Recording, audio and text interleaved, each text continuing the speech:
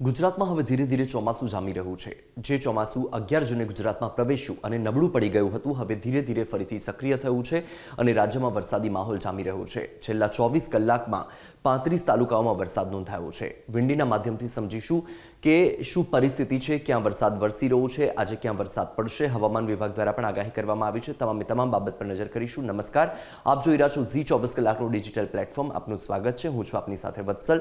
વિંડીના માધ્યમથી સમજીએ। તમે જુઓ કે દક્ષિણ ગુજરાતમાં વરસાદી માહોલ જામ્યો છે। નવસારી જિલ્લાના તમામ તાલુકામાં વરસાદ પડી રહ્યો છે। બીજી તરફ વલસાડમાં પણ વરસાદી માહોલ જામ્યો છે। અહીં તમે જોઈ શકો છો કે દક્ષિણ ગુજરાતનો આ વિસ્તાર છે। આ વિસ્તારમાં દક્ષિણ ગુજરાત અને તાપી જિલ્લો તમે જોઈ શકો છો કે અહીંયા શું પરિસ્થિતિ તમને જોવા મળી રહી છે। આ છે વાપીનો વિસ્તાર। તમે જુઓ કે અહીંયા ભરપૂર ચોમાસું જામ્યું છે। તમને જણાવી દઉં કે દક્ષિણ ગુજરાતના 3 જિલ્લામાં થંડરસ્ટોર્મ સાથે વરસાદની આગાહી કરવામાં આવી છે અને તમે અહીંયા જોઈ પણ શકો છો। આજે તમને ઝિગઝેગ જોવા મળી રહ્યું છે, થંડરસ્ટોર્મ એક્ટિવિટી છે। હવે તમે જુઓ કે આ વલસાડ છે। વલસાડમાં તમને ફૂલ વરસાદ જોવા મળી રહ્યો છે થંડરસ્ટોર્મ સાથે। આ છે નવસારી જિલ્લાનું બિલીમોરામાં પણ આજે સવારે પણ વરસાદ વરસ્યો છે। આ છે નવસારીમાં તમામ વિસ્તારમાં વરસાદી માહોલ જોવા મળી રહ્યો છે। ગઈકાલે પણ નવસારી શહેરના તમામ વિસ્તારમાં વરસાદ જોવા મળ્યો હતો। સૌથી વધારે નવસારી શહેરમાં જ 22 mm જેટલો વરસાદ નોંધાયો છે। આ તરફ છે નવસારી જિલ્લાનો વાંસદા તાલુકો, આ વાંસદાનો વિસ્તાર, ત્યાં પણ તમને થંડરસ્ટોર્મ એક્ટિવિટી સાથે વરસાદ જોવા મળી રહ્યો છે। આ છે આહવા, ત્યાં જોઈ શકો છો ડાંગનો વિસ્તાર કે ત્યાં પણ તમને થંડરસ્ટોર્મ એક્ટિવિટી સાથેનો વરસાદ જોવા મળી રહ્યો છે। સાપુતારામાં પણ ફૂલ વરસાદી માહોલ છે। આ તરફ છે તાપી જિલ્લાનું વ્યારા, આ છે સુરત જિલ્લાનું બારડોલી છે। આ સુરત તમે અહીંયા જોઈ શકો છો કે અહીંયા આ તમામ જે દક્ષિણ ગુજરાતનો જે વિસ્તાર છે, તાપી જિલ્લાનો જે વિસ્તાર છે, એ વિસ્તારમાં તમે વરસાદ જોઈ શકો છો। આ તરફ તમે જુઓ કે અરબી સમુદ્રમાં પણ હવે તમને ફૂલ વરસાદી માહોલ જોવા મળી રહ્યો છે। હવે આપણે થોડું સૌરાષ્ટ્ર વિસ્તારમાં શું પરિસ્થિતિ છે તેની પણ નજર કરીએ તો તમે જુઓ કે સૌરાષ્ટ્ર વિસ્તારમાં તમને આજે એટલો વરસાદ નથી જોવા મળી રહ્યો। આ તરફ તમને ભરૂચમાં અને કોસંબા સહિતનો જે વિસ્તાર છે, ભરૂચનો આ દહેજ છે, એ વિસ્તારમાં તમને છૂટો છવાયો વરસાદ જોવા મળી રહ્યો છે। હવે આપણે એક રિપોર્ટ જોઈએ ગુજરાત વેધર ફોરકાસ્ટનો છે। ગઈકાલે એટલે કે 19 જૂને સવારે 6 થી રાત્રે 8 વાગ્યા સુધીમાં આટલા સમયની અંદર જ 31 તાલુકામાં વરસાદ નોંધાઈ ચૂક્યો છે અને એમાં સૌથી વધારે વરસાદ નોંધાયો હતો વલસાડના ઉમરપાડામાં। આ રિપોર્ટ છે અને એ રિપોર્ટમાં તમે જોઈ શકો છો કે 31 તાલુકામાં વરસાદ નોંધાયો હતો। આ રિપોર્ટનો સમયગાળો છે સવારે 6 થી રાત્રે 8 વાગ્યા સુધીનો અને ગઈકાલનો આ રિપોર્ટ છે। હવે તમે જુઓ કે વલસાડમાં તમે સૌથી વધારે આ રિપોર્ટ તમે આંકડો જોઈ શકો છો। ઉમરગામમાં સૌથી વધારે વરસાદ તમને જોવા મળ્યો છે। ઉમરગામનો આ વરસાદ છે સવારે 10 થી 12 સુધીમાં જ 20 mm જેટલો વરસાદ નોંધાઈ ચૂક્યો અને પછી 4 થી 8 સુધીમાં 24 mm વરસાદ નોંધાયો, એટલે કુલ 50 mm વરસાદ થયો। પછી છે સુરતનું પલસાણા, જ્યાં 32 mm વરસાદ નોંધાયો। પછી છે નવસારી શહેરમાં સૌથી વધારે 23 mm વરસાદ નોંધાયો છે।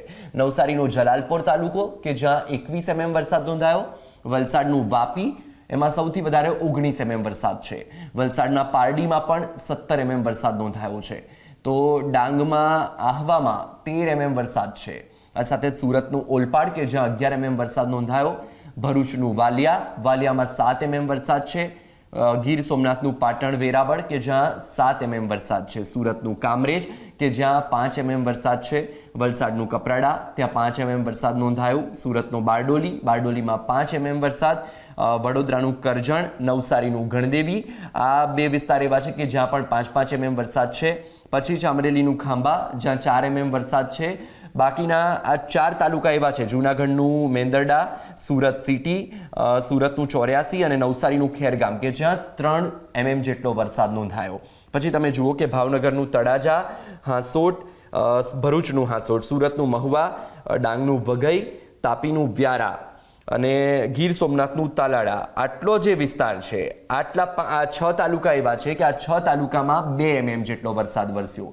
સાથે તમે જુઓ કે સુરેન્દ્રનગરનું દસાડા, વલસાડ શહેર, અમરેલીનું જાફરાબાદ, નર્મદાનું ડેડિયાપાડા અને ગીર સોમનાથ, આ 5 તાલુકા એવા છે કે જ્યાં 1 mm જેટલો વરસાદ નોંધાયો। એટલે કે ગઈકાલે સવારે 19 જૂનના રોજ સવારે 6 થી લઈને રાત્રે 8 સુધીમાં કુલ આટલો વરસાદ નોંધાયો છે। સૌથી વધારે વલસાડના ઉમરગામમાં 50 mm વરસાદ પડ્યો।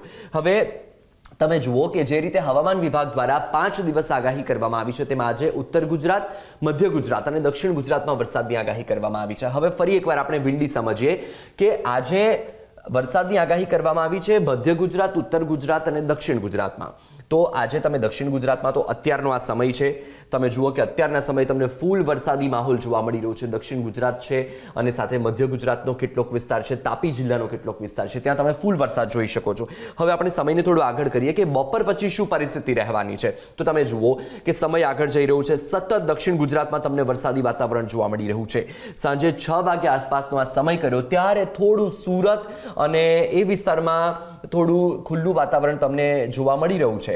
પરંતુ તમે જુઓ કે જે નવસારી જિલ્લાનો વિસ્તાર છે ત્યાં પણ તમને સાંજે પણ વરસાદી વાતાવરણ જ જોવા મળી રહ્યું છે. આ વાંસદા છે, આહવા છે, સાથે જ બિલીમોરા છે, આ વલસાડ છે, વાપી છે, આ સાપુતારા છે, એટલે ડાંગ અને વલસાડ જિલ્લો છે અને નવસારી, ત્યાં તમને વરસાદી માહોલ સાંજે પણ યથાવત જોવા મળી રહ્યો છે. હવે મધ્ય ગુજરાતમાં પણ વરસાદની આગાહી છે. મધ્ય ગુજરાતમાં જોઈએ કે સાંજે શું પરિસ્થિતિ રહેવાની છે. તો તમે જુઓ કે સાંજનો આ સમય છે તો દહેજ, જંબુસર, કરજણ, વડોદરા, ભરૂચ આ જે વિસ્તાર છે ત્યાં તમને સાંજે વરસાદી વાતાવરણ નથી જોવા મળી રહ્યું. આ તરફ આણંદ, ધોળકા, અમદાવાદ, કપડવંજ, ડાકોર, ગાંધીનગર, આ જે તમામ વિસ્તાર છે વડોદરા, અમદાવાદ, ગાંધીનગરનો, ત્યાં પણ જુઓ તમે કે સાંજે તમને ખુલ્લું વાતાવરણ જોવા મળી રહ્યું છે. વિંડી અનુસાર આપણે સમજીએ છીએ કે આ એક એવું પ્લેટફોર્મ છે કે જ્યાં તમે જોઈ શકો છો કે કેવી પરિસ્થિતિ રહેવાની છે. એક શક્યતા હોય છે અને એ શક્યતા મહદઅંશે સાચી પણ પડતી હોય છે. આજે સવારથી અમદાવાદમાં પણ વાદળછાયું વાતાવરણ છે, ક્યારેક તડકો હોય છે, ક્યારેક વરસાદ. હવે આપણે રાતની પરિસ્થિતિ જોઈએ કે રાત્રે શું થવાનું છે, કારણ કે જે રીતે વરસાદી વાતાવરણ અત્યારે જામ્યું છે દક્ષિણ ગુજરાત અને સતત વરસાદ પડી રહ્યો છે. હવે તમે જુઓ કે આ મધ્યરાત્રિનો સમય છે તો મધ્યરાત્રિમાં ફરીથી દક્ષિણ ગુજરાતમાં તમને વરસાદી વાતાવરણ જોવા મળી રહ્યું છે. તમે જુઓ કે આ દક્ષિણ ગુજરાતનો જે વિસ્તાર છે, કોસ્ટલ બેલ્ટ એરિયા છે, એ પણ તમે જોઈ શકો છો. આ વલસાડ છે, આ સહિત બિલીમોરા, નવસારી, આ સુરતનો જે વિસ્તાર છે, આ કોસંબા, ભરૂચમાં પણ તમને રાત્રે વરસાદ જોવા મળી રહ્યો છે. આ બારડોલી છે. તો રાત્રિનો જે સમય છે ત્યારે ડાંગ, સાપુતારામાં ખુલ્લું વાતાવરણ જોવા મળી રહ્યું છે. વાપીમાં પણ વરસાદ છે. હવે આપણે અમદાવાદમાં શું થવાનું છે, અમદાવાદમાં કેવું વાતાવરણ છે તે પણ જોઈએ. તો તમે જુઓ કે અમદાવાદનો જે વિસ્તાર છે, ગાંધીનગરનો જે વિસ્તાર છે, આણંદનો જે વિસ્તાર છે, વડોદરાનો જે વિસ્તાર છે, આ જે તમામ વિસ્તાર છે એ વિસ્તારમાં તમને રાત્રિના સમયે વિંડી અનુસાર એટલો વરસાદ નથી જોવા મળી રહ્યો. તમે જુઓ કે આ જે વાતાવરણ છે એ ખુલ્લું જોવા મળી રહ્યું છે. પરંતુ હવે ધીરે ધીરે જે રીતે હવામાન વિભાગ દ્વારા આગાહી કરવામાં આવી છે અને ચોમાસું ફરીથી સક્રિય થઈ ગયું છે. જૂન મહિનામાં મેઘરાજાએ ગુજરાતમાં જમાવટ બોલાવી છે. દક્ષિણ ગુજરાતમાં સતત વરસાદ વરસી રહ્યો છે. હવે ધીરે ધીરે ચોમાસું આગળ પણ ખસી રહ્યું છે. જે રીતે ચોમાસું નવસારી પાસે આવીને અટકી ગયું હતું, હવે એ સિસ્ટમ સક્રિય થઈ ગઈ છે અને સતત વરસાદ શરૂ થઈ ગયો છે. તો હવે વરસાદ માટે વધારે રાહ નહીં જોવી પડે. હવે ધીરે ધીરે આખા ગુજરાતમાં વરસાદ પડશે, ચોમાસું જામશે. તો વરસાદની તમામે તમામ અપડેટ્સ મેળવવા માટે આપ સતત જોડાયેલા રહો ઝી 24 કલાકના ડિજિટલ પ્લેટફોર્મ સાથે. ફરીથી મળીશું. આવજો.